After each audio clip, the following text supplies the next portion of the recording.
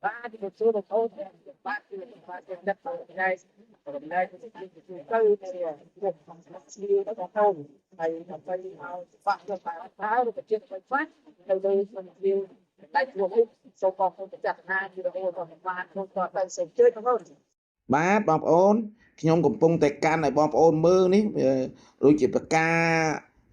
បាយម៉ាតបងប្អូនរុក្ខជាតិនេះហើយកម្រដែរបើនៅកន្លែងលក់ឱសថបុរាណមិនងាយមានលក់ទេបងប្អូនទល់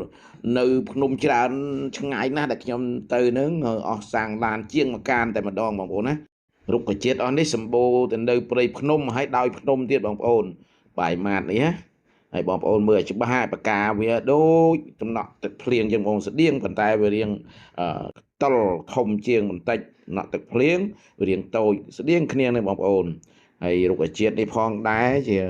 លក្ខណៈវាសម្គាល់របស់វាគឺស្លឹករោមយកដៃទៅស្ទាបស្លឹកហ្នឹងរៀងស្អិតស្កាតដែរបងប្អូនមានអារម្មណ៍ថាស្កាតបើសិនជាបងប្អូនបានមើលឃើញតែម្ដងចាំទៅហើយបាយម៉ាតហ្នឹងបងប្អូនណាហើយពាក់ព័ន្ធនឹងឱសថបុរាណខ្មែរយើងកបជំងឺជាច្រើនមុខប៉ុន្តែលោកគ្រូដោយដើរហត់ពេកថ្ងៃនេះលោកគ្រូមកប្រាប់បងប្អូនបាន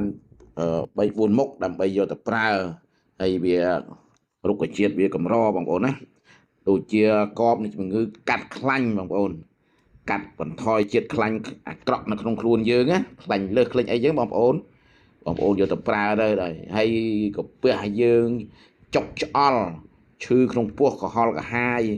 ក៏ត្រូវដែរបងប្អូនហើយបើបងប្អូនយកទៅប្រើពី6ក្រាមទៅ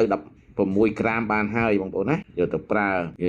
តែបន្តិចទេ6ក្រាមតិចមួយទេស្ងួតណាបងប្អូនយកទៅប្រើប្រាស់បងប្អូនយកប្រើទៅឯកមជំងឺកាពះចុកឆ្អល់និងកាត់បន្ថយជាតិខ្លាញ់អាក្រក់នឹងហើយហ្នឹងមួយបងប្អូនណាទី2គឺចុកក្នុងអាដេញពោះចុងដល់លើអាដេញថ្ងាសស្ត្រីមករដូវឲ្យចុកពោះ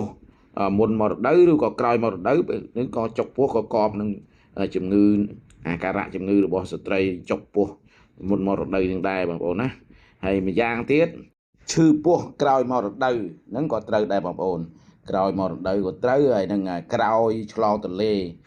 ស្ត្រីក្រោយឆ្លងទន្លេឈឺពោះក៏ត្រូវដែរនឹងរុក្ខជាតិនេះត្រូវច្រើនមុខណាបងប្អូនហើយបើសិនជារមាស់ស្បែកបងប្អូនពងស្បែកអាហ្នឹងគេលាបខាងក្រៅបងប្អូនបុករុក្ខជាតិនេះយកទៅលាបខាងក្រៅទៅក៏ប្រសើរជំងឺបោះរមាស់ស្បែក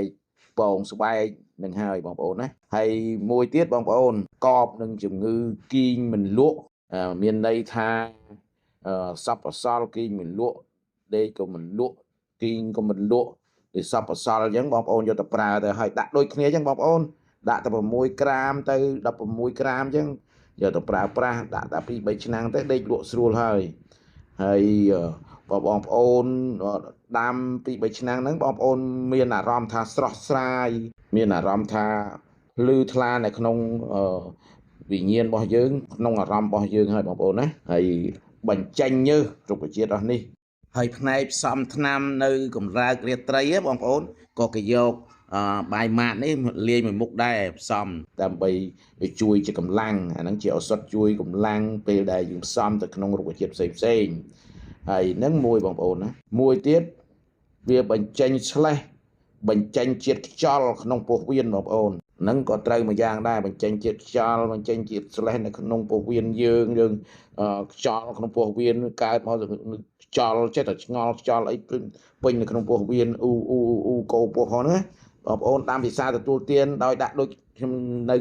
និយាយខាងលើទៅបងប្អូននឹងកបប្រសើរមានន័យថាធូរស្បើយបន្តិចម្ដងវិវត្តរជាហើយនឹងថ្នាំឱសថបាយម៉ាតនេះបងប្អូនណាហើយបើសិនបងប្អូនមើលថាមានប្រយោជន៍សម្រាប់សុខភាពបងប្អូនជួយចុច like ចុច share ចុច subscribe ឲ្យលោកគ្រូបានដាក់មួយផងបងប្អូនថ្ងៃក្រោយលោកគ្រូស្វែងរករុក្ខជាតិណាដែលបកែដើម្បីមកបម្រើសុខភាពបងប្អូនហើយដូចថ្ងៃហ្នឹងអញ្ចឹងបងប្អូនលោកគ្រូជិះមកឆ្ងាយណារាប់រយគីឡូដើម្បីស្វែងរកថ្នាំដែលបម្រើសុខភាពបងប្អូនពាក់ព័ន្ធនឹងសុខភាពបងប្អូន ហើយនៅចុងក្រោយនេះខ្ញុំសូមថ្លែងអំណរអរគុណយ៉ាងជ្រាលជ្រៅបំផុតសូមបងប្អូនបានសុខបានចម្រើនមានសុភមង្គលក្នុងគ្រួសារម្យ៉ាងទៀតសូមឲ្យរោគជាវិជាធិដែលបងប្អូនកំពុងមានសូមឲ្យវិលាសន្តិអស័យសតោហើយសូមជូនពរបងប្អូនសូមឲ្យបងប្អូនបានសុខបានចម្រើនសូមឲ្យអាយុវែងមួយគឺពណ៌សម្បុរល្អស្អាតប្រកបដោយអាយុយឺនយូរហើយនៅចុងបន្តិច